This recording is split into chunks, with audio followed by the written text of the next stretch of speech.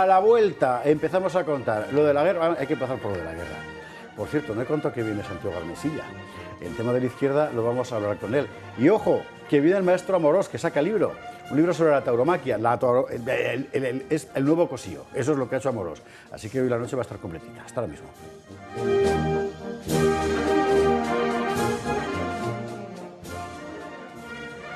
Estamos de vuelta. A nuestras espaldas los húsares de nuestro padrino, amigo maestro Augusto Ferrer Dalmau.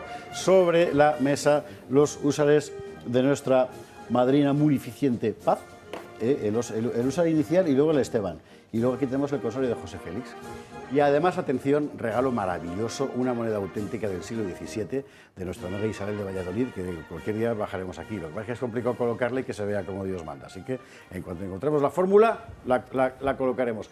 Se incorpora a la mesa alguien que usted ya conoce y que venía a hablar de otra historia, pero da igual, porque es todo terreno. Don Santiago Armesilla, muy buenas noches, ¿cómo estás? Bueno, encantado, como siempre, un placer estar con vosotros. Además viene muy bien que haya llegado tan temprano, porque el tema que teníamos ahora mismo, aquí lo que tenga que decir Santiago también va a ser muy importante, porque en realidad es lo que toda Europa, todo el mundo está viendo y asombrosamente se nos trata de ocultar, que es que nuestros mandamases nos quieren empujar a una guerra, o al menos a un ambiente de guerra, a una economía de guerra, como dicen. Vamos a ir por partes. Primero vamos a ver las declaraciones. Por ejemplo, Macron. Macron Macron que pide operaciones terrestres. Macron afirma que pueden ser necesarias operaciones terrestres de Occidente en Ucrania. ¿Sabe usted lo que quiere decir eso? Meter un ejército de la OTAN en un país que no es de la OTAN para hacer la guerra a un país enemigo de la OTAN. O sea, ¿estamos todos locos o qué? Bueno, Macron se ve que sí, ¿o no? ¿A qué está jugando?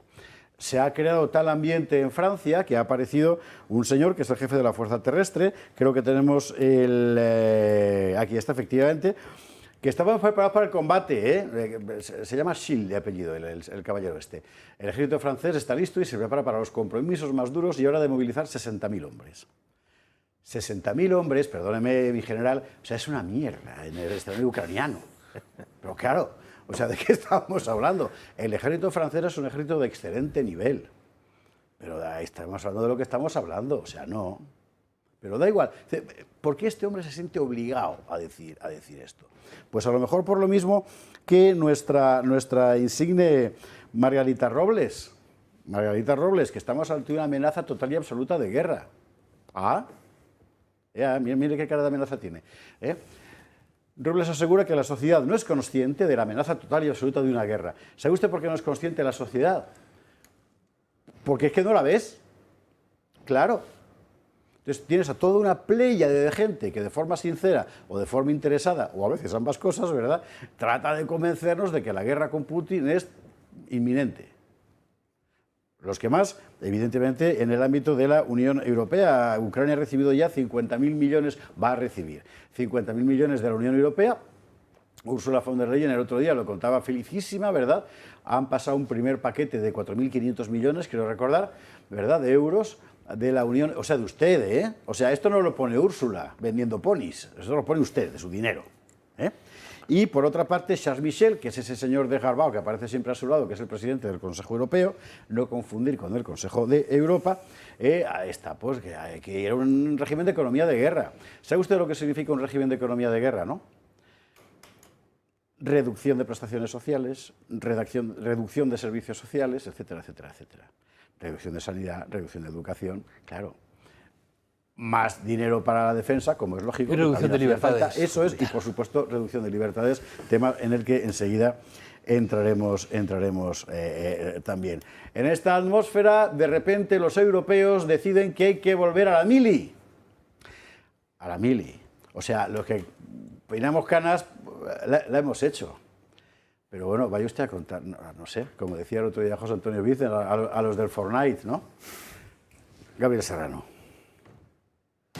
Si se dice la palabra mili puede sonar a algo antiguo, pero muchos países la mantienen. En el caso de España, el servicio militar obligatorio se suspendió en 2001. La mili se instauró en el siglo XVIII. Otros países tienen el servicio como obligatorio y en alguno, como en el caso de Noruega, está recogido en la Constitución. Tienen un periodo mínimo de 12 meses, tanto para hombres como para mujeres. Finlandia, Austria, Chipre y Grecia también lo mantienen. Puede variar la edad y los meses de servicio, pero el objetivo es el mismo: educación militar y ser reservistas, y en caso de que haya un conflicto bélico, poder ser llamados a filas. Suecia abolió el servicio militar obligatorio en el año 2010, pero 7 años más tarde volvió a implantarlo ante la falta de soldados y el empeoramiento de la seguridad de su alrededor. En Lituania, Estonia, Albania, Ucrania, Azerbaiyán o Rusia, los jóvenes también son reclutados. En algunos de los países solamente es para hombres. Alemania ahora se está planteando recuperarlo ante la falta de efectivos y además afirman que deberían invertir en infraestructuras y material. Les gusta el modelo sueco, donde se realiza un examen médico a los jóvenes cuando terminan la enseñanza secundaria y en caso positivo son llamados a filas. Dinamarca pretende ampliar el servicio militar obligatorio a las mujeres. Copenhague ha anunciado recientemente su intención de aprobar una ley. Quieren ampliar los meses de duración y el presupuesto en defensa. España se está haciendo eco de lo que está ocurriendo con la mili en otros países y en varias encuestas más de la mitad de los participantes aprobarían el regreso del servicio militar obligatorio. ¿En Suecia? Te voy a contar yo de mili, como decía José Mota. Bueno, la pregunta es, ¿hay una amenaza rusa real? Es decir, ¿Putin ha amenazado con la Tercera Guerra Mundial? Putin, vamos a ver, yo sé que mucha gente cuando yo digo esto dice que tú eres putinista. A mí que no, pero es que la verdad es la verdad. Putin no ha amenazado a nadie con una Tercera Guerra Mundial. Siempre lo he dicho contestando amenazas como la de Macron. Es que hemos de mirarnos nosotros. Claro, yo no estoy diciendo que la invasión de Ucrania está bien, ni que sea fácil vivir en la Rusia de Putin, ni que sea un gran... No, o sea, yo no soportaría vivir en la Rusia de Putin, ¿vale? O a lo mejor sí, porque comparado con la España de Sánchez, ¿qué quiere usted que le diga?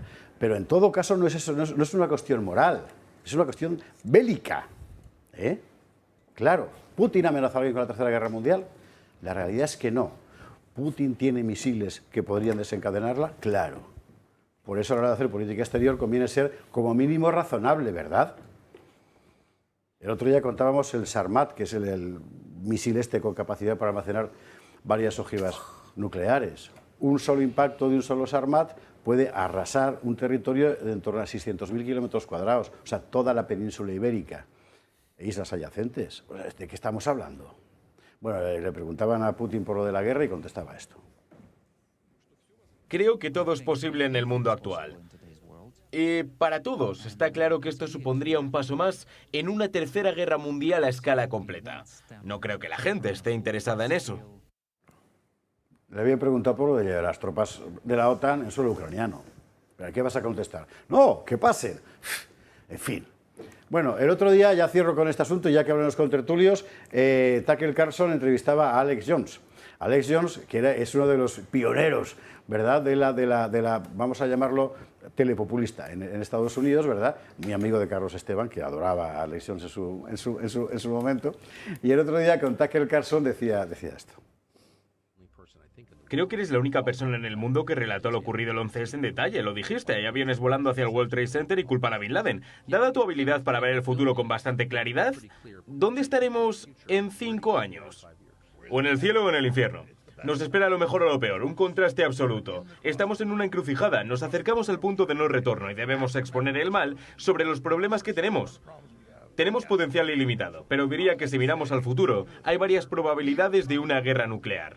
Y tengo 4 hijos, tengo pesadillas por esto porque sé que es real. Los analistas, los científicos atómicos dicen que no nos queda nada. Es lo más cerca que hemos estado. Tenemos que darle la vuelta. Rechazar BlackRock, a Klaus Schwab, a Yuval Noah Harari, que dicen que el futuro no es humano y estamos obsoletos y los robots nos dirigirán en una década. No, vamos a decidir un futuro prohumano. Bueno, yo querría empezar por Hungría, que es el país que más tortas ha recibido por mantener una posición, digamos, mínimamente autónoma, o sea, ser racional en este conflicto, Rodrigo. Sí, tortas y sobre todo este San Benito tan facilón de es el mejor amigo de Putin, es el caballo de Troya de Putin en la Unión Europea, lo cual es muy falso porque los húngaros son neutros. No, tampoco diría que son pro-ucranianos, son pro-Hungría. Y dicen, ¿a nosotros qué nos conviene? ¿Que haya una guerra a nuestras puertas? No, sobre todo porque hay húngaros Hay una minoría húngara en Ucrania, es decir, que hay húngaros ahora mismo muriendo en el ejército ucraniano. Y no quieren esta guerra. Y lo han dicho, y una vez más, a mí lo que me preocupa con los húngaros es que tienen esta mala costumbre de tener razón 5 años antes que los demás. Lo tuvieron con la inmigración, por ejemplo, en 2015, y me temo que la tengan aquí. Entonces es verdad que es un problema peliagudo, es un problema complicado. Ha habido una agresión del país A, Rusia, contra el país B, pero hay un riesgo de escalada cada vez más evidente, y esto que puede acabar extremadamente mal. ¿Y por qué no sé, sentarse a ver un poquito, a negociar, a ver si hay unas opciones de alto al fuego, esas cosas que para unos países que están siempre con la palabra paz en la boca y concordia y tolerancia, etcétera, ¿no se les ocurre a ninguna en Europa occidental o qué? No. A ninguno. Se acabó. Bueno, ¿y por qué? Y entonces es verdad que los palos que le están cayendo, y por cierto, chantaje financiero una vez más, porque si uno lee las resoluciones del Parlamento Europeo contra Hungría, lo que al final Hungría recibió 10 de los 28.000 millones que les debían. Y el Parlamento Europeo, ¿cómo ha reaccionado? Pues querellándose contra la Comisión Europea, porque la Comisión Europea no chantajeó lo suficiente a Hungría. ¿Y cuál era el tema que aparece en la resolución del Parlamento Europeo del 19 de enero de este año, 2024? Porque no se puede dar dinero a un país que no está apoyando a Ucrania. Al final, ni rule of law, ni Estado de Derecho, ni historias. Aquí, cuando te sancionan la Unión Europea, es por lo de Ucrania, por lo de LGTBIA y por la migración. Esos son los 3 temas. Y un solapamiento, por cierto, que alguien debería decir algo de la OTAN y la Unión Europea. A usted y a mí no lo van a escuchar, pero las Cortes se supone que están para eso. Bueno, en fin. Carlos Esteban publica en el Toro Televisión, en nuestra web, ya la difundirá Julio Eliza en Telegram, no se preocupe, un artículo clarividente sobre la cuestión. Bueno, yo la verdad es que, a pesar de mi artículo clarividente, lo primero que quiero decir es que muy frecuentemente con estas élites que nos gobiernan o desgobiernan, pasa a menudo que están utilizando como los botones del pánico, ¿no? A ver, y lo que quieren es otra cosa a la que dicen que quieren. Es decir, que yo me temo mucho que este ardor guerrero que les ha entrado de repente, y Margarita Robles diciendo que es total y absolutamente, ¿no? Ha dicho total y absolutamente. Sí, como muy, la amenaza, sí. La amenaza y tal, no sé qué, es para otra cosa, que no tiene nada que ver con la guerra. Es lo que tú comentabas al principio, es la economía de guerra. Igual que decía Orwell, no se impone una dictadura para asegurar una revolución, sino que se hace una revolución para imponer una dictadura, algo parecido. Lo que quieren no es la guerra y, por tanto, para ello, o como consecuencia de eso, una economía de guerra, sino al revés. Quieren una economía de guerra y para eso necesitan que haya un ambiente de guerra. Dicho esto, es evidente, bueno, tú eres historiador y lo sabes mejor que nadie, que en este tipo de cosas es muy peligroso incluso mover mucho el avispero, aunque tu pretensión no sea que haya guerra, este tipo de cosas pueden provocarla en cualquier momento. Pueden provocarla en cualquier momento, es verdad. Ahora, lo que yo me he preguntado en el artículo, y eso ya os dejo y tal, es cómo es posible que se hayan pasado decenas de años diciéndonos, directamente yendo contra lo que es la masculinidad que ahora se necesita, por ejemplo, ¿no? Que es lo que hace un guerrero, porque un guerrero pues es un tipo de persona que evidentemente no tiene la masculinidad deconstruida ni nada de eso. Y cómo pretenden, después de haber vilipendiado las patrias, dicho que las fronteras no tienen ninguna importancia, etcétera, etcétera, pretender que ahora nosotros vayamos a morir por la frontera sacrosanta de Ucrania. Este es un asunto, antes de dar la palabra a Santiago Armesilla, que tiene fascinado a Pedro Ferrer Barbadillo, que lleva todo el día saeteándome con WhatsApps, ¿verdad?, por la cuestión que de repente la opinión progre se ha vuelto belicista, toda ella. Todas. Bueno, no solo la progre, pero el giro es notable. El contraste sorprendente es el de la progre. Yo me acuerdo de una de las momias de la transición que se resisten a una jubilación y una retirada digna, Antonio Casado, pues constantemente, hasta incluso el año pasado, cada vez que salía Aznar o se mencionaba a Aznar en algún debate, decía que Aznar incumplió el mandato del pueblo español, no se sabe dónde, y nos metió en una guerra ilegal, injusta e ilegítima. Bueno, ahora ¿dónde están todos estos progres que gritaban vuestras guerras, nuestros muertos? Y que y demás. Todos han desaparecido o están pues convertidos en cheerleaders de Margarita Robles, de Úrsula y de Macron. Por cierto, que lo del ejército francés, joder, yo me lo haría mirar. 60.000 militares, dices que el jefe de Estado Mayor francés... Que pueden movilizar. Bueno, supongo que también llevarían tanques, camiones, porque 60.000 solos sin intendencia no son más que carne de cañón.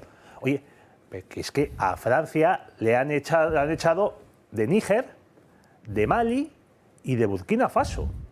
Bueno, el Burkina Faso creo que está ahí Están ahí, Sí, pero en diciembre es tuvieron que retirarse las tropas que había en Níger. Además, Níger, que es uno de los países más pobres del mundo, que por cierto, su presidente, el presidente de la Junta, ha felicitado a Putin por su victoria en las elecciones rusas, bueno, igual que el presidente de la Junta de Mali y el de Burkina Faso.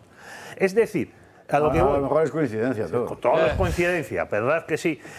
O sea, que a Francia le están dando pal pelo en sus antiguas colonias, en su imperio basura del Sahel, y cree Macron que poniéndose unos guantes de boxeo y amenazando a Putin, cree que va a ser como Napoleón con el zar Alejandro. Que, por cierto, a ver, Emmanuel, que Napoleón perdió en Rusia y murió en Santa Elena, que yo no sé si eso te lo han enseñado.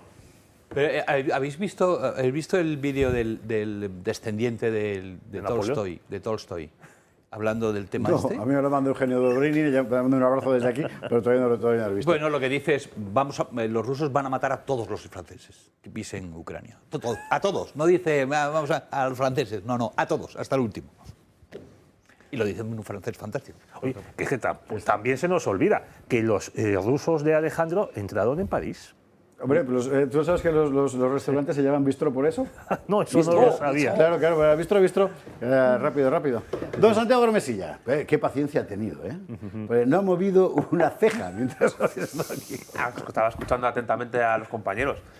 Hay que mencionar entre estas declaraciones a la de Katia Kallas, la presidenta de Estonia, que hoy ha dicho una frase que es tremebunda, ¿no? Hay que vencer a Rusia en Ucrania para evitar la Tercera Guerra Mundial. Lo ha dicho textualmente, que casi como que está diciendo, para evitar la Tercera Guerra Mundial, hay que hacer la Tercera Guerra Mundial. O sea, es un doble salto con tirabuzón a una piscina sin agua. Yo quiero recordar dos cosas. La primera, que las dos guerras mundiales que ha habido empezaron en Europa. En esa Europa sublime que parece que es la cuna de la civilización, es donde primero en 1914 y luego en 1939 se dieron los dos mayores conflictos bélicos del siglo XX y la Segunda Guerra Mundial, el mayor conflicto bélico de la historia. En segundo lugar, creo que hay que recordar, aparte de Mali, Níger, Burkina Faso, Francia ha tenido muchos problemas también en Gabón, en la República del Congo, en Costa de Marfil, en Costa de Marfil, Libia. Claro, en toda la parte del Sahel y de sus antiguas colonias del Imperio Africano han tenido problemas. Sabemos que además la gestión financiera de esos estados está totalmente controlada por bancos franceses a través de estos pseudofrancos que tiene Francia todavía allí, que condicionan la política monetaria de estos países, y que estamos en una Segunda Guerra Fría. O sea, tengamos en cuenta que estamos en una Segunda Guerra Fría donde los BRICS se enfrentan al G7 más OTAN más Unión Europea. Y la Unión Europea, nos guste o no, no deja de ser el patio trasero anteriormente rico, cada vez menos rico, del eje anglosajón. Y Francia no deja de ser, por mucha grandeur que los franceses siempre hayan aireado, Francia está totalmente alineada con los intereses anglosajones y es un patio mimado por parte de Estados Unidos e incluso de Inglaterra. Más que Alemania incluso. Entonces, en ese sentido, Macron lo único que hace es cumplir con las órdenes que les están dando. Yo creo que más que Alemania es imposible. ¿En serio? No, es que creo que más que Alemania es imposible. No solo ya como lo pisotearon su psique en la posguerra para que todos los alemanes se avergonzasen de Alemania y quisieran desalemanizarse en Europa, sino que en este momento, ya que hablamos de amigos y enemigos y de quién tal, el único que ha cometido un acto de guerra contra un país de la Unión Europea es Estados Unidos al volar el Nord Stream 2, lo siento, pero es así. El caso hace 100 años hubiera sido causa de declaración bélica. Exactamente. Ahora no, porque digamos los controles geopolíticos por parte de Estados Unidos en Europa son mucho más férreos que hace 50, 60 Ya, o caramba, 70 pero años. ¿qué cara pones? ¿Qué cara estás contando? No, tienes que decir sí, seguro No, que ha sido Rusia. la cara que ponen los gobernantes alemanes son la que pueden poner, porque es un país, ya sabemos cuál, el lema oficioso de la OTAN cuál es, los rusos fuera, nosotros encima y Alemania abajo. Y Alemania, hay que recordar que además es el país de Europa con más bases de la OTAN y más bases militares de Estados Unidos. Ramstein es la mayor de todas. Y Gran un grupo, eje. gran grupo, por cierto. Sí, curioso grupo también. Y además, un eje diplomático en el que se lleven bien Berlín y Moscú nunca jamás le ha interesado ni a Inglaterra ni a Estados Unidos.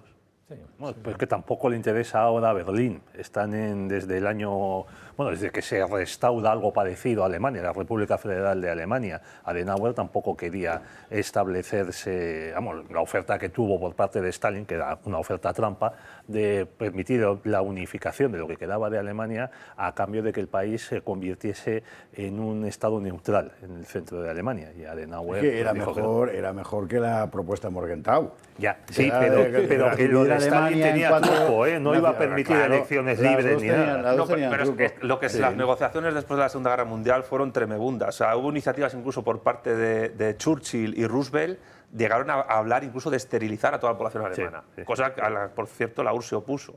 Entonces dices, cuidado con el... ¿Qué visión tienen los anglosajones de lo que es Alemania? Bueno, Stalin lo que quería era domesticar a los alemanes para que aportasen su tecnología, su saber hacer, su vocación al trabajo, tal. En todo Pero caso, la revolución conservadora, ¿eh? lo que usted dirá, La ¿esto qué tiene que ver con lo que pasa ahora? Sí, sí, Pues sí, tiene sí. que ver una cosa muy importante, y es lo siguiente. Por más que cueste entenderlo a muchos comentaristas españoles y franceses e italianos y tal, los intereses de los Estados Unidos no coinciden con los intereses de los europeos. Es verdad que durante mucho tiempo los intereses de los europeos han sido que nos protejan los americanos. Pero bueno, oiga, mira, es una forma capada de vivir, ¿verdad? Los estadounidenses ven el mapa y si yo fuera norteamericano diría, yo no quiero una guerra en mi territorio, la quiero fuera. Y si desde... Imagínese usted un mapa mundi con América del Centro, ¿verdad? En lugar de con Europa como solemos pensarlo. América, ¿vale? ¿Y qué tengo a los lados? Mares. ¿Y qué tengo a los lados de los mares? Dos gigantescos arcos. Uno que va desde Escandinavia hasta Marruecos y otro que va desde Japón hasta Filipinas, Indonesia, Vietnam. Es exactamente eso. Y es el escenario de proyección anglosajona. Y nosotros somos campo de batalla si hubiera batalla, ¿verdad?, de una potencia superior cuyo presupuesto de defensa es prácticamente la mitad del conjunto del presupuesto militar mundial. Razón, por cierto, yo creo que quería hablar de esto, ¿ves? Razón, por cierto, quería hablar de vosotros, joder, razón por la cual es absurdo pensar en una guerra, una ofensiva rusa que no sea nuclear, porque no podría sostenerla. En la Segunda Guerra Mundial, para conquistar lo que hoy es Ucrania, le hicieron falta 2 millones de personas, que es un sitio muy grande. Estamos viendo lo que es hoy la ofensiva sin armas nucleares rusa en Ucrania. Rusia es un país objetivamente menesteroso. Es más fuerte que España, pues, sí, pues cualquiera, joder. Hasta Portugal. No hay comparación. Es verdad que el presupuesto de defensa europeo junto doblegaría al ruso, es verdad, claro que es verdad, pero la cuestión no es esa, la cuestión es ¿para qué? Es decir, ¿existe de verdad un expansionismo ruso, que es una de las etiquetas que permanentemente se ponen en la boca los apologetas de la OTAN? Bueno, desde su punto de vista sí, porque se considera expansionismo ruso cualquier medida política o geopolítica rusa en su territorio inmediato. Pero el expansionismo ruso al final, ¿a qué se reduce? Crimea, Moldavia, Georgia, Ucrania. Bálticos también, les tienen la mirada. Bálticos no, los Tienen la bálticos, mirada si puesta yo en fuera los báltico, bálticos, estaría acojonado. Georgia. Vamos a ver, si yo fuera Pero ruso, lo único que en molesta con los Estonia, rusos, que es lo un único que molesta 30%, es que todos sus vecinos Espera, les odian. que es donde iba a terminar, es precisamente donde iba a acabar. ¿Eso significa que no vayan a expandirse? No, pero es que la política siempre es así. Consiste básicamente en tratar de frustrar la potencial amenaza del enemigo. Y la política, desde los tiempos de Hammurabi, es eso, ¿verdad? No es declarar la guerra, porque para eso no hace falta política, nos liamos a tortas y ya está. El enemigo siempre es una amenaza por definición. Y la política consiste en saber que es tu enemigo y tratar de conllevarte. Y esto es la historia de la humanidad. Lo que estamos viviendo hoy de designar un enemigo y acto seguido considerar que la guerra es inminente es irracional, por tanto tiene truco, es lo que yo creo. Lo que pasa es tan irracional, José Javier, que mira, yo quisiera recordar lo que pasó, eso lo vivimos en los años 80 y 70, porque aquí, salvo Santiago, por los demás somos mayores. No, me engaña mucho O sea, que no... Oye, es que Nixon se entrevistó con Mao y con Brezhnev cuando había una guerra por parte de Estados Unidos en Vietnam. Y Sí. Vietnam, encima, país limítrofe con China. Era una guerra proxy como la ucraniana, por cierto. Y por otro lado, en los 80, Reagan y Gorbachev se entrevistaron e hicieron tratados de desarme armamentístico cuando la Unión Soviética estaba combatiendo en el Afganistán que había invadido. Luego, es posible negociar entre bloques o entre superpotencias cuando una de ellas está involucrada en una guerra que el otro bloque considera o imperialista o de anexión. Por tanto, se podría hacer ahora esa negociación entre Rusia, por un lado, y Ucrania. Y Estados Unidos, OTAN, o lo que queramos llamarlo. Con permiso, pero esas negociaciones de Reagan con Gorbachev eran negociaciones en un contexto de guerra, con lo cual eran una extensión de la guerra. Yo creo que hay que invertir la frase de Clausewitz. Él decía que la guerra es la política por otros medios. Pues es al revés, es que la política es la guerra por otros medios. Claro. Y la diplomacia, las relaciones internacionales, la política exterior, los tratados bilaterales, etcétera, no dejan de ser también acción de alguna manera bélica en tiempos de paz. Y eso es lo que hizo Reagan inteligentemente con Gorbachev, que era más tonto que él. Y es lo que están haciendo ahora un poco Putin con estos acercamientos a China, etcétera, que en el fondo es la madre del cordero. Es decir, claro, los tontos somos los europeos ahora. Yo creo, a ver, es que Europa no existe como una unidad política estatal que pueda tener una política exterior propia. Y España mucho menos, que yo digo desde hace tiempo que España carece de política exterior desde hace 2 siglos. Pero bueno, aparte de eso, la Unión Europea no puede tomar una determinación más allá de la que le indiquen desde Washington. Y eso es lo que está tratando de hacer, porque claro, Biden dice, bueno, que se peleen, que se maten estos, y luego nosotros llegaremos con un plan Marshall 2.0 o como sea, y no habrá ningún problema. Y por eso es importante, la mejor manera quizás de parar la guerra sería la elección de un nuevo presidente en Estados Unidos. Es decir, que la elección de Trump en noviembre es absolutamente crucial por muchos temas, también ideológicos, pero es que él sería un presidente, sería lo contrario de Biden, que sí que es un excitado de la guerra y que por 1000 razones, incluido ideológicas, porque a veces decimos, bueno, hay truco. Pues no sé, José Javier, tengo la impresión que las élites de hoy son tan mesiánicas y tienen una mentalidad tan de adolescente o de preadolescente que es que se irían a la guerra por buenismo, que es casi peor que hacerlo con mala idea. Y ¿Biden va a aportar sentido común? Jamás, por muy amenazado que se sienta por China, porque está, primero, tiene 3 neuronas, exactamente. ¿Trump podría imprimir un cambio ahí radical? Yo creo que sí. Esperemos que salga elegido ese Realmente señor. No se puede saber, porque yo creo que ahora mismo la administración demócrata tiene prisa por hacer acciones semibélicas en Europa antes de que Trump pueda llegar a la Casa Blanca. Pero a Trump le podría pasar cualquier cosa. O sea, no estoy diciendo que le vayan a hacer un atentado o alguna cosa así, pero claro, muchos demócratas, mucha gente de la oligarquía financiera, cosmopolita que gobierna en Washington y Nueva York se pregunta, oye, si Trump llega a la presidencia, ¿qué cesiones territoriales ucranianas va a hacer a Putin? A cambio de que se aleje Putin de Xi Jinping. Porque a mí me parece que el tema es ese. El tema es ese. Yo también lo creo, efectivamente. Que en realidad es la madre del cordero. Sí. Del mismo modo que si la guerra en Ucrania es una guerra con peón interpuesto, que son los ucranianos, en la mentalidad americana en realidad el enemigo es China, cualquiera de los dos casos, ¿no? En Rusia, claro, Rusia es enorme y tiene misiles nucleares, pero la gran potencia de aquí a los 20 años siguientes es China. Un factor que yo creo que ha complicado mucho es eso que decía Rodrigo del buenismo reinante. Pero es imprescindible. Termina. No, pero que yo creo...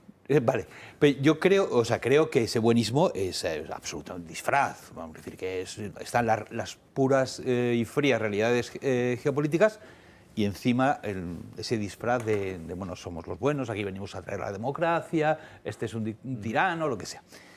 Pero existe un peligro muy evidente, sobre todo en sociedades, digamos, medianamente democráticas, por lo menos con opinión pública. Muy tal.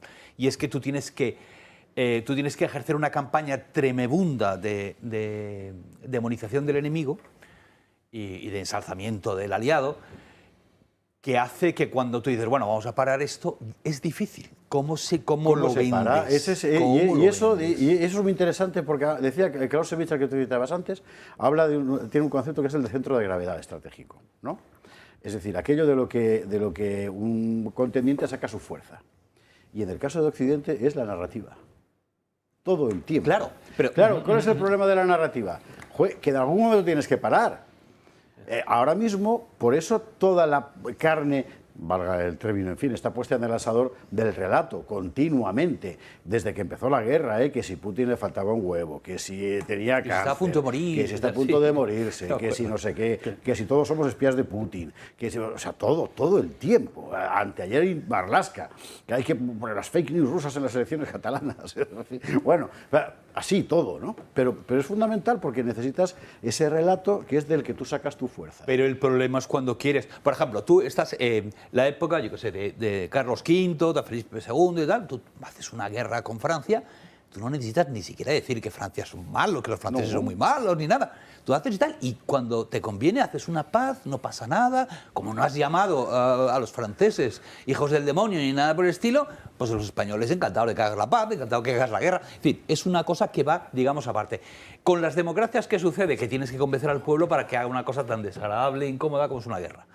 Y para ello tienes que crear un relato muy fuerte. O sea, eso pasó en la Primera y la Segunda Guerra Mundial, que son guerras a muerte, o sea, que no puede haber otra cosa que la rendición, no puede acabar en una negociación sensata y tiene que haber muchísimos más muertos y muchísima mayor destrucción, porque a ver cómo le dice Churchill a Inglaterra, oye, pues mira, pues no es tan malo. Es que no puedes, o en la Primera Guerra Mundial, porque nos olvidamos que... La Guerra Mundial. Claro, la Primera Guerra Mundial, los unos, los tal, bueno, la leyenda de que cuando entraron en Bélgica... A los niños con la bayoneta.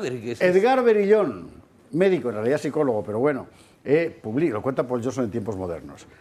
Trataba de convencer a la opinión pública francesa de que los alemanes tenían un defecto genético que les hacían tener los intestinos más largos y por eso olían peor y tenían predisposición a la violencia. O sea, esto estaba en los periódicos. Sí. Bueno, pues uno lee ciertos periódicos españoles y solo falta ver la firma de Berillón. Vámonos a la pública. Solo quería añadir una reflexión, José Javier, que es que aquí la prensa española está hablando del despliegue en el Dnieper cuando la Armada Española no controla el estrecho de Gibraltar. Sí. Bueno, pero si no, somos todos Múnich en el 38. Todo el mundo habla del síndrome de Múnich, que ya es grotesco y cansino. Bueno, es que esa maldición de que para el periodista moderno, vamos a decirlo así, no existe nada fuera de la Europa de entreguerras, es como terrible. Oye, mira, que ha pasado muchísimas cosas antes y muchísimas después. No todo es Múnich, ¿no? La reductiva Hitlerum. Sí, no todo es... No bueno, señores, pausa, que hay que hacer la publi ya, sí o sí, que se nos va de tiempo. A la vuelta, vamos a hablar con Santiago Armesilla de dos cosas. Uno, de cómo va su libro. Acuérdese usted que vino aquí a contarlo el derecho de autodeterminación en Lenin, que es muy interesante. No por Lenin, que también, sino por la cuestión del derecho de autodeterminación, que lo tenemos ahora mismo catalanizando en el fuego, ¿verdad? Dos, vamos a aprovechar que está aquí Santiago Armesilla para hablar de la deriva de la izquierda desde aquellos lejanos tiempos en los que abanderaba la igualdad hasta los actuales, en los que lo que abandera es la desigualdad, como por ejemplo Yolanda Díaz con esa propuesta de que Empleo registre la orientación sexual de la gente en paro para privilegiar a los LGTB a la hora de encontrar un empleo. Bueno, enseguida.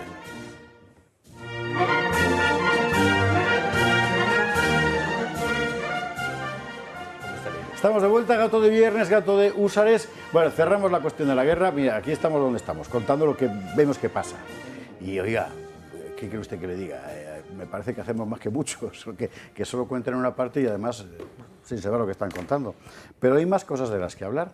Desde el punto de vista ya nacional, pero tiene mucho que ver con esa especie de supremacía del relato que Occidente exhibe, ¿verdad? Hay varias cosas que comentar. Una de ellas, muy hispano-española, por las circunstancias que estamos viviendo, es la cuestión de la autodeterminación y demás. Y ya que está aquí Santiago Armesilla, yo quiero recordar el libro que publicaba recientemente sobre Lenin y el derecho de autodeterminación, que es muy importante, mucho más allá de Lenin. ¿Por qué? Pues porque realmente el derecho de autodeterminación, ese concepto hoy tantas veces exhibido y que, por cierto, el PSOE, desde el Congreso de Suresnes, creo yo, o sea, Suresnes, reivindica, O sea, es un absoluto error filosófico y es muy importante tenerlo en cuenta porque no solo es un error conceptual, es que luego en la práctica ha sido una fuente infinita de calamidades. Bueno, y además tú has hecho un fantástico epílogo Eso al libro, eso que es la además. guinda del pastel del mismo. Exactamente. Y además concordamos en lo mismo, que es que la idea de autodeterminación es la pura esencia de lo que llamamos modernidad. Es decir, la autodeterminación no es más que una secularización de la idea de causa sui, de causa incausada, que solo se necesita a sí misma para poder existir.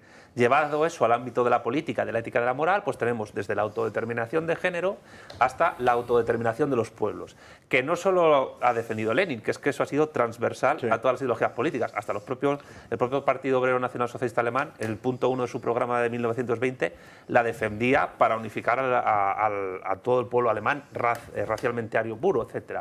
Pero si te vas desde la Declaración Universal de los Derechos Humanos hasta un montón de declaraciones y tratados. Los puntos de Wilson.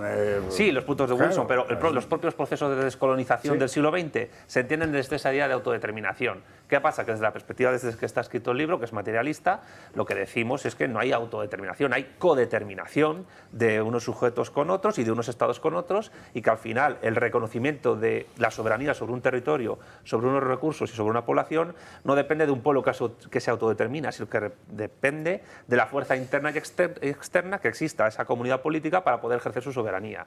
Pero hay un montón de ideologías y además la idea de autodeterminación es pura y esencialmente liberal y tiene un origen protestante bastante fuerte, bastante importante, sobre todo los covenanters escoceses, los presbiterianos, los congregacionalistas, bueno, en el libro lo explico.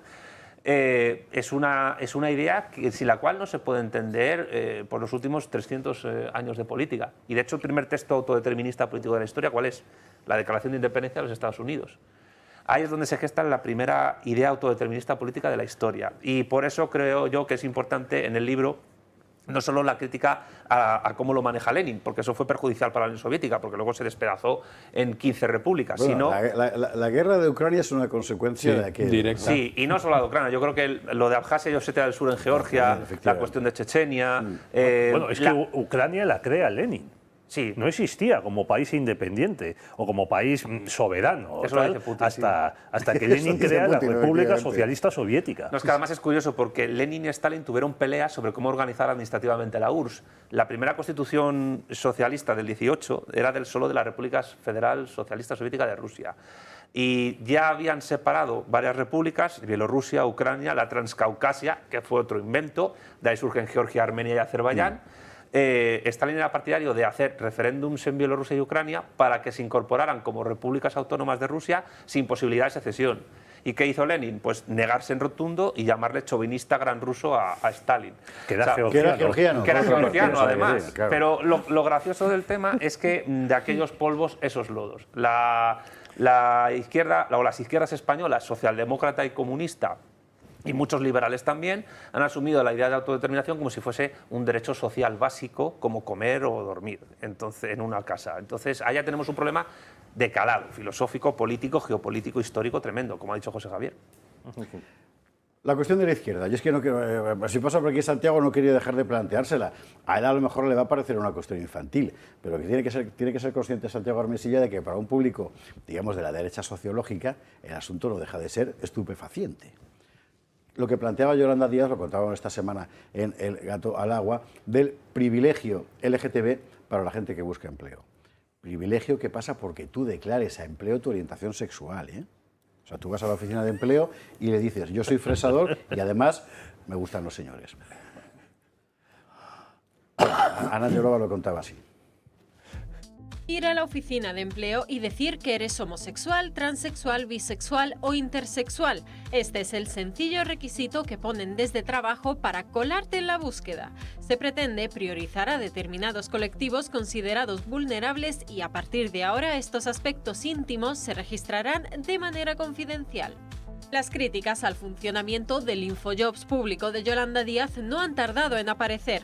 A pesar de que la Administración no puede consultar por iniciativa propia la orientación sexual de un ciudadano, los interesados en tener ese privilegio podrán contarlo voluntariamente sin tener que adjuntar prueba alguna. La Administración se fiará de su buena voluntad. El Ejecutivo entiende así que un gay, por ejemplo, necesita la misma atención prioritaria que una persona con discapacidad. Esta medida se enmarca en una lucha de la izquierda que ya no tiene nada que ver con eso de perseguir la igualdad. Es la búsqueda de la discriminación selectiva, que no discriminación positiva, que atropella el artículo 14 de nuestra Constitución. Hace poco era Mónica García la que quería indagar en la orientación sexual de los pacientes en sus datos clínicos. En el cuestionario que plantea el Plan de Acción de Sanidad, el paciente debe marcar si es hombre, mujer, no binario, género fluido, niño trans o no se identifica con ninguna de las categorías. También quiere saber la ministra el sexo que se asignó a la persona al nacer y con qué pronombre quiere que se dirijan a ella. Por último, también está la orientación sexual, claro, que puede ser distinta a ser heterosexual, homosexual, bisexual o asexual. Ambas iniciativas chocan, por cierto, con el reglamento de la Eurocámara, que entiende que datos como la orientación sexual de una persona están especialmente protegidos y no deben ser recopilados. Los castellanohablantes discriminados en Baleares, y a la izquierda le parece bien. Las fuerzas y cuerpos de seguridad del Estado perseguidos y acosados en Cataluña, y a la izquierda le vuelve a parecer bien, porque ninguno de ellos forma parte de esa red clientelar de Díaz y compañía. La igualdad ya no figura en su agenda. Lejos de intentar que no se discrimine a las personas por razones de la vida privada, para el gobierno ahora es incluso motivo de privilegio. Esto es lo que hay. Por cierto, dentro de un instante con nosotros el maestro Amorós, que está ya terminando de maquillarse, que no necesita nada porque está como un clavel.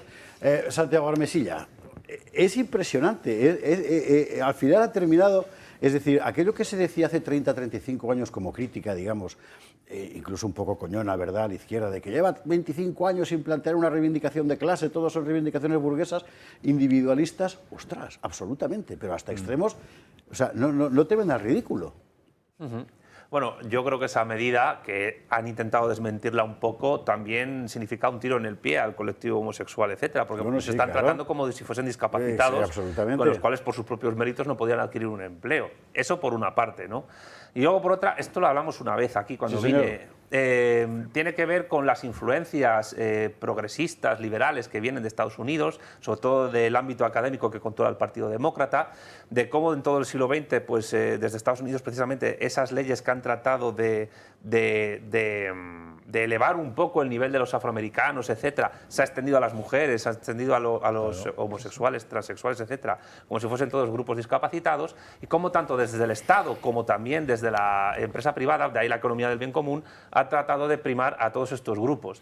Paloma Hernández, también en Almuzara, ha escrito un libro donde explica esto muy bien, El fin de la izquierda. Sí, señor. Yo creo que ha pasado una cosa muy interesante. Después de la caída de la Unión Soviética, lo que quedaba de izquierda comunista de tipo bolchevique y tal, se han convertido básicamente, pues se han acercado a la socialdemocracia. Pero al mismo tiempo la socialdemocracia ha perdido sus horizontes clásicos. Y esa socialdemocracia, al final, según Paloma, ella como lo explica, ha acabado abrazando toda la agenda, digamos, que se llama ahora globalista, que es impulsada por las grandes transnacionales, las grandes ONGs, por Naciones Unidas, etcétera, que vienen del mundo anglosajón. Con lo cual, ¿qué es lo que pasa? Que Yolanda Díaz encarna perfectamente eso, que lo que hoy queda de la socialdemocracia, en vez de asumir el proyecto clásico que pudieran tener un Karl Kautsky o incluso un Edward Bernstein a principios del siglo XX, que hoy serían peligrosos bolcheviques si estuviesen vivos, pues ha asumido el proyecto de la Organización de Naciones Unidas y ahora, digamos que la Biblia de estos grupos ya no es el Manifiesto Comunista, es la Declaración Universal de los Derechos Humanos. Entonces eso yo creo que es lo que pasa, básicamente. Pero ¿tú crees que la socialdemocracia ha quedado vaciada porque, vamos a decir, el capitalismo ha vencido? Yo creo que perdona, a ver, que amplío la pregunta. Es decir, hoy día todo el mundo, más o menos, puede acceder a una vivienda, a una hipoteca, a vacaciones pagadas, aunque sean mediante subsidios, pero pueden acceder. Es decir, hoy en Europa es muy difícil, por no decir imposible, morirse de hambre. O sea, no es comparable de ninguna manera la situación que había en Europa, pues no digo ya en los años 20 y 30, sino antes de la Primera Guerra Mundial, con la que hay ahora. Entonces, la izquierda que buscaba solo la redención de las masas proletarias y pobres, ¿se ha quedado entonces sin objetivos y por eso busca estos nuevos objetivos? Yo creo que la pregunta es muy buena, pero hay que invertirla. No es que haya triunfado el capitalismo y la socialdemocracia se haya quedado sin referentes. Es que la ideología plenamente más capitalista de todas es la socialdemócrata. Sin ninguna duda, exactamente. Desde el inicio. Y a ella se han acercado socialliberales, demócratas cristianos, o incluso la doctrina social de la Iglesia, la idea de justicia social, que es un invento del jesuita Luigi Taparelli, que es un jesuita italiano del siglo XIX, cardenal, que fue el que inventó la teoría de la justicia social en varios textos, al final ha sido asumida completamente por esta socialdemocracia. Pero es la socialdemocracia la ideología que mejor encarna el desarrollo del capitalismo, sin ningún tipo de problema. Porque es la única ideología que lo hace vivible. Sí. Es que la realidad es esa, es decir, al final está respondiendo a una realidad social. Vamos a ver, en España el proceso de construcción del Estado del Bienestar lo hace Franco, fundamentalmente. Y es coetáneo del mismo que están haciendo en el mismo sentido socialdemócratas o incluso conservadores en otros lugares. Quiero decir, hay necesidades sociales que son objetivas. Hombre, hay elementos antes con Miguel Primo de Rivera, incluso con Antonio Maura, me parece. Sí, pero ya sabes lo que... Bueno, Bismarck es el padre. Ya sabes lo que ocurrió, que era imposible aplicarlo. O sea, Claro. Largo Caballero crea, si no recuerdo mal, el derecho de paro. Al final del periodo se aplicaba un 2% de la gente que podía... Porque no había un Estado capaz de hacerlo. Cuando tú creas un Estado eficiente, entonces hay un Estado del bienestar. El bienestar solo no funciona. Lo que pasa es que yo siempre digo que Franco fue más socialista que el PSOE. Eso para empezar. Pero en eso no hay ninguna duda. Pero al mismo tiempo, cuando el PSOE se pergeña, porque se pergeña desde fuera, es una Lo militante de la pergeña. CIA y la Fundación Friedrich Ebert, se construye precisamente para ir desmantelando poco a poco ese estado del bienestar basado en la doctrina social de la Iglesia que hizo el franquismo para meter a Europa en la división internacional del trabajo capitalista que se estaba ya desarrollando después de la crisis del petróleo de los años 70. ¿Qué pasa? Que después de la caída de la URSS, la socialdemocracia defiende algún tipo de economía social de mercado. Es decir, ya no es ni siquiera Keynes el referente de la socialdemocracia, es casi el ordoliberalismo alemán. Y al mismo tiempo, pues toda esta agenda que Yolanda Díaz representa es perfectamente asumible por esa ideología más que por ninguna otra. Entonces, ¿qué pasa? Que de alguna manera en las democracias liberales todos hemos sido educados desde la escuela en ideas socialdemócratas. Y lo bueno es darse cuenta de ello poco a poco. O sea, es la ideología hegemónica por completo en las democracias capitalistas para mí. Y lo es, ciertamente.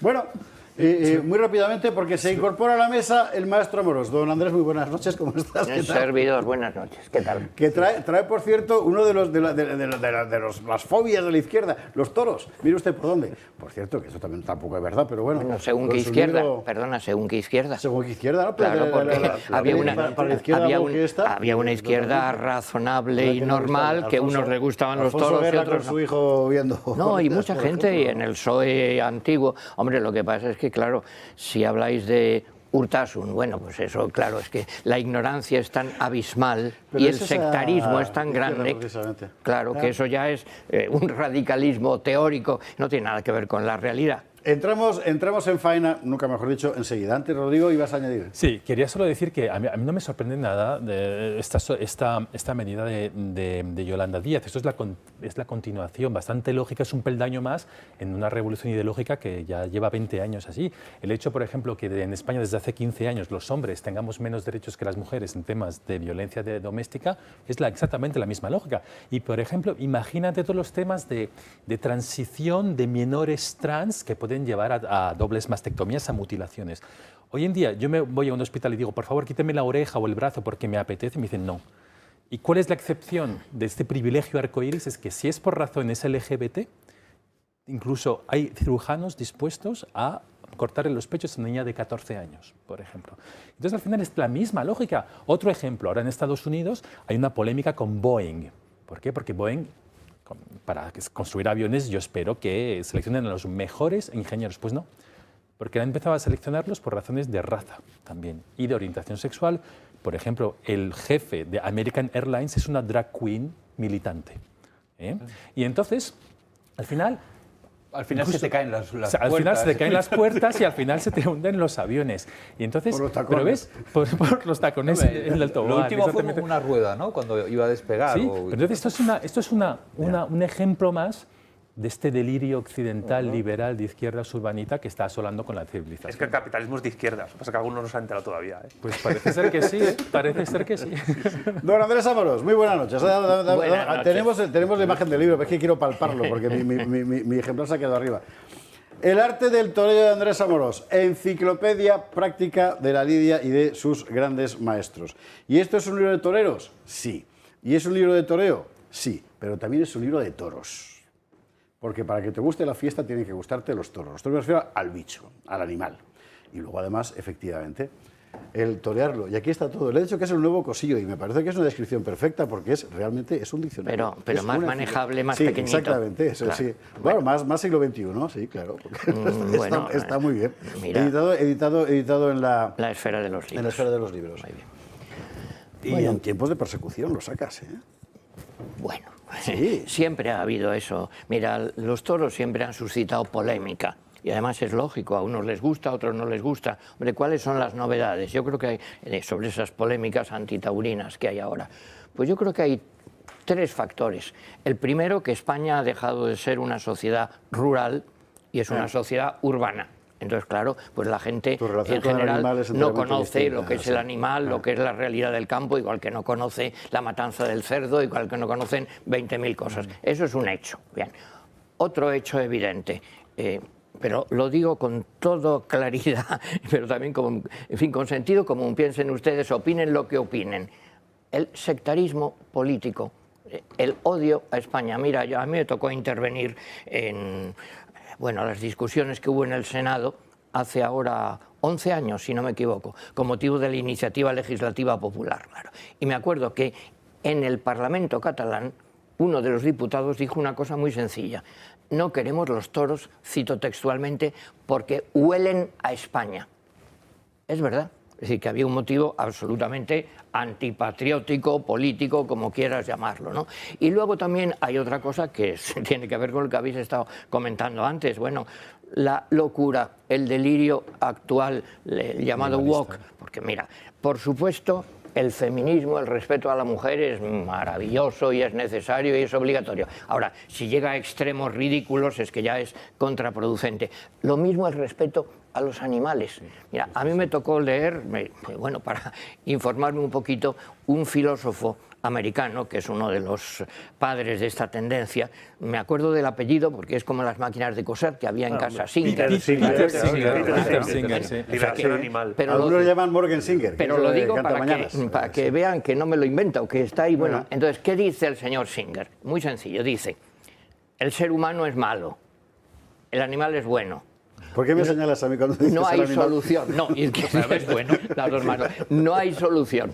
Entonces, ¿cuál es la única solución? Que no tengamos hijos y que desaparezca el ser humano de la capa de la Tierra y los animales vivan en un mundo idílico y feliz.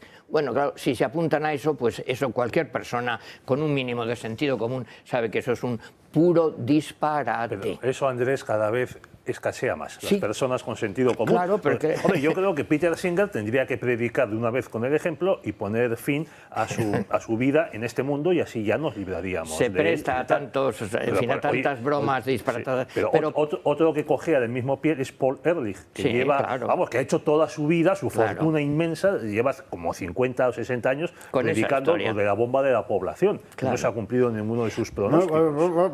Y ahí siguen. Te has salido de la plaza enteramente. Vamos a volver como esos toros que de repente saltan al burladero y se ponen ahí. Es lo más divertido de Vamos las a devolver corridas. al toro al burladero. Sí, pero déjame que yo te diga, seguro que nos Mira. están oyendo, viendo, gente que dice, pues yo soy taurino, pues yo no lo soy, me gusta, no me gusta. Vamos a hacer la pero prueba. Aquí, claro, ¿cuántos taurinos hay? bueno, pues Soy ninguno. totalmente ignorante, pero con muchísimas ganas de aprender. Entonces estoy en el limbo. Bueno, pues este libro sirve Pues para sí, eso. será Vamos, la no solo primera sirve, etapa. sino está pensado para eso. Mira, la idea que a mí se me ocurrió es que ahora, evidentemente, está volviendo mucha gente a las plazas de toros. ¿Por qué? Pues eso no se sabe, pero es un hecho. Yo creo Quiero que decir, en por la parte plaza- gracias a Ernest Urtasun. Por la Plaza de Toros de Madrid ha pasado 1 millón de personas el año pasado. Ahora en Valencia 90.000 personas. Bueno, dicen, a pesar de Urtasun, o quizá gracias a Urtasun, porque cada vez que dice un disparate, si a mí no me gustaran los toros, Urtasun se mete con una cosa y yo digo, hombre, vamos a ver qué es eso, porque claro, a enterarme. Entonces acude mucha gente. También después de la pandemia hay unas ganas grandes de divertirse, de salir, de disfrutar de la vida. Pero hay también un desconcierto muy grande en la sociedad española, por supuesto, no digamos en todo.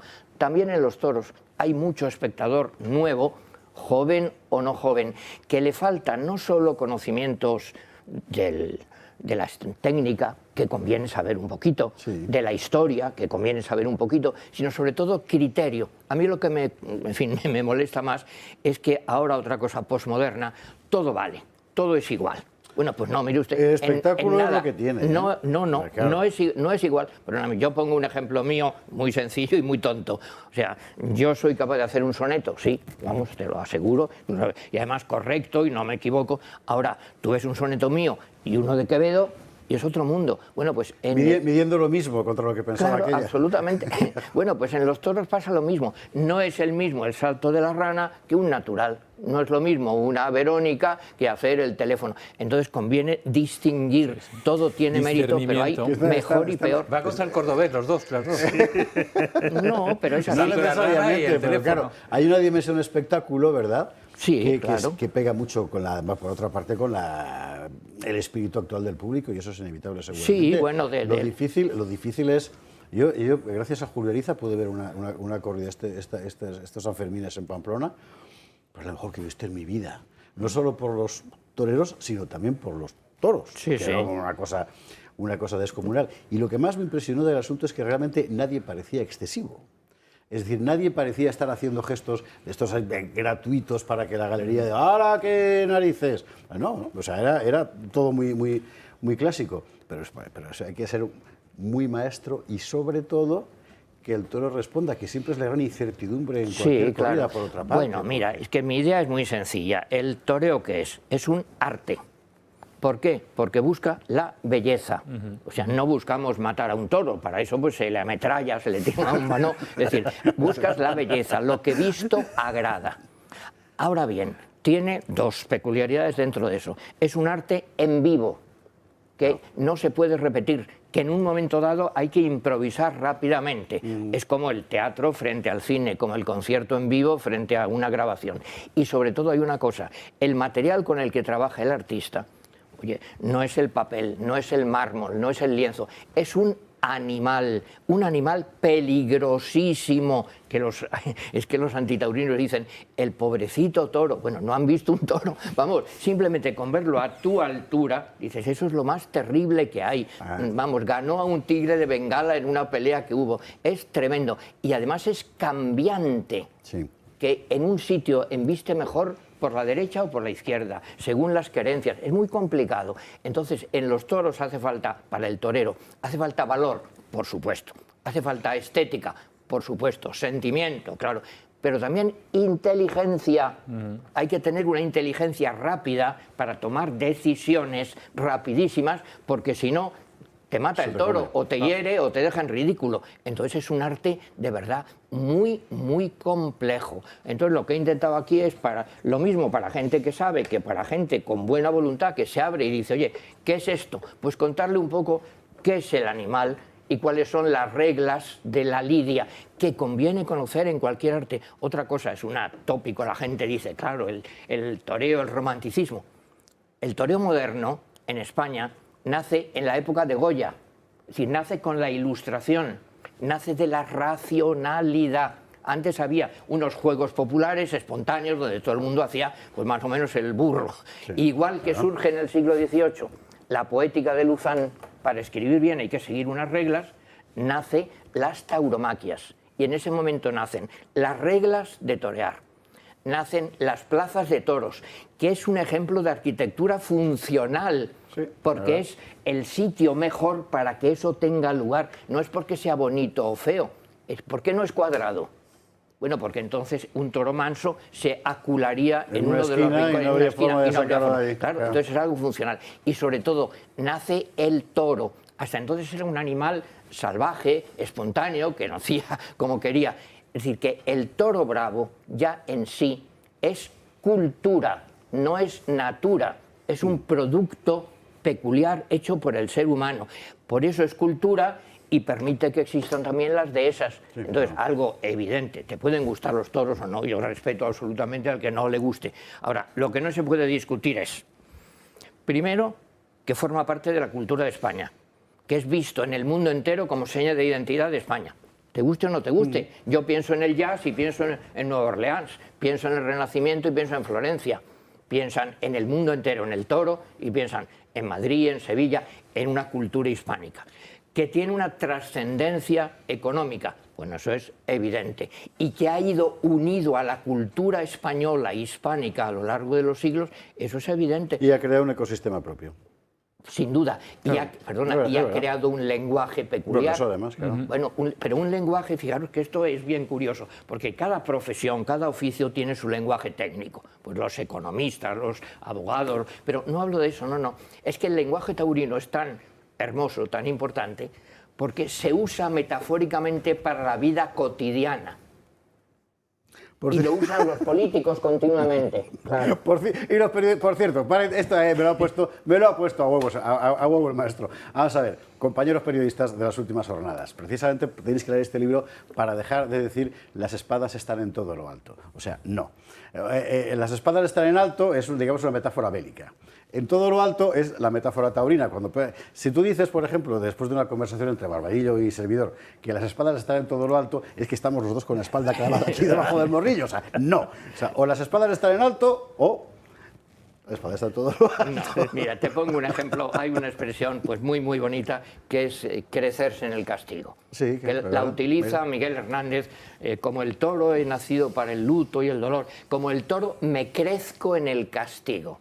Yo me acuerdo que yo he ido a los toros bastantes veces con mi amigo Mario Vargas Llosa y cuando se lo conté le encantó. Claro, me crezco en el castigo, porque eso es la vida cotidiana. O sea, a todos la vida nos pega a golpes y nos trata mal y tenemos desastres. Y lo normal es que somos, yo por lo menos, cobardes y nos venimos abajo.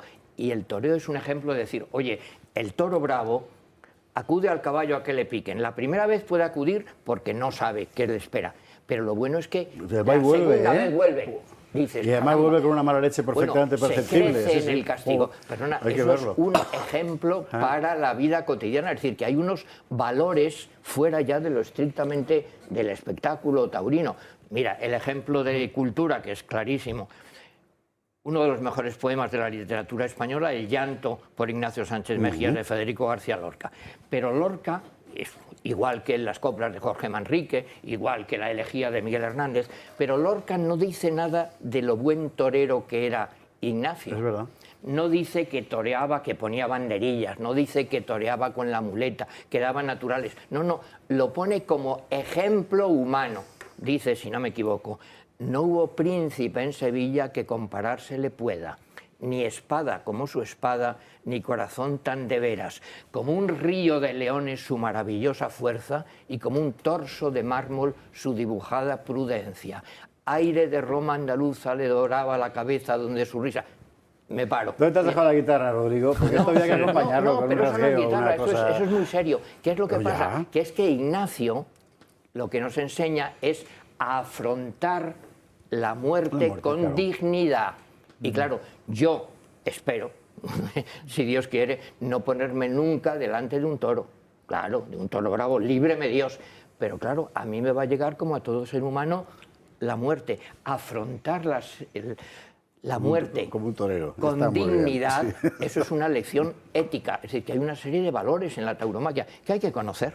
Lo que pasa es que desde la ignorancia y el sectarismo, pues el señor Urtasun puede decir lo que le dé la gana. Fijémonos, es importante la figura de Ignacio Sánchez Mejías. Lo digo porque yo en mi canal de YouTube dediqué un vídeo al Guernica. Hay teorías que afirman que el origen del Guernica como cuadro no es el bombardeo de la ciudad del País Vasco, sino que es un cuadro taurino, que es el llanto por Ignacio Sánchez Mejías. Interesante. Eso lo recomiendo que lo vean en mi canal de YouTube porque es un vídeo... Esta es una gran historia, porque efectivamente se sabe que él no pinta eso por el Guernica, estaba ya pintando algo para la exposición de París, sí. pero la cosa, ¿por qué carajo estaba pintando eso? Y esta sería una buena explicación, efectivamente. Vamos Sí, a sale un toro y sale Lo un que toro. pasa es que aquí tenía el varios cuadros maestro- dedicados a la tauromaquia y varios A ver, bosquejos. escuchemos la voz autorizada. No, nuestra. eso es una teoría bien interesante. Mira, yo conozco la familia de Ignacio Sánchez Mejías, he publicado varios libros sobre este personaje, que es un personaje extraordinario, que es el símbolo de la unión de la cultura y los toros, un símbolo clarísimo. Bueno, y la broma es que de vez en cuando recibo, y las primeras veces me quedaba así, un email que viene de Ignacio Sánchez Mejías. Y dice, caramba, viene del cielo. No, es su sobrino nieto o algo así. Y hace poco me llamó, oye, ¿tú qué opinas de eso? Digo, bueno, eso es una teoría bonita, pero hay que demostrarla. ¿Me perdonáis? No hay el menor fundamento objetivo para eso. Yo he estudiado bastante, en fin, fue mi discurso de ingreso en Málaga, en la academia, la relación de Picasso con los toros. Bueno, y también, he descubierto hace poco que Picasso con Luis Miguel, que era mi amigo, se diseñó una plaza de toros para Madrid, que no llegó a construirse. Bueno, para Picasso lo que pasa es que él se identificaba sentimentalmente con el toro. El toro bravo soy yo, claro. Y cuando ¿por qué saca el toro? Porque es él y está corneando ¿a quién? Al caballo, al ser inocente, que es, en definitiva, la mujer.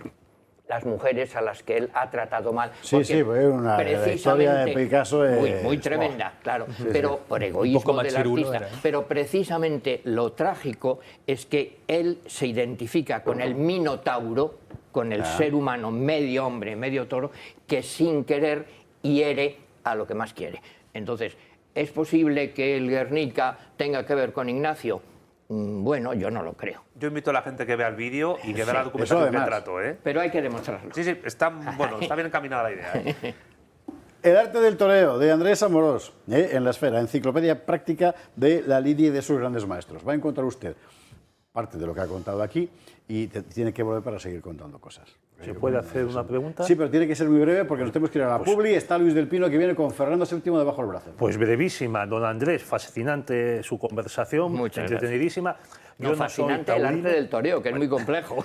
Bueno, a la pregunta, nos da la impresión a los no taurinos que el sector, el mundo del toro, se hace muy mala publicidad, que no es capaz de venderse ante los demás españoles. Sí, es verdad.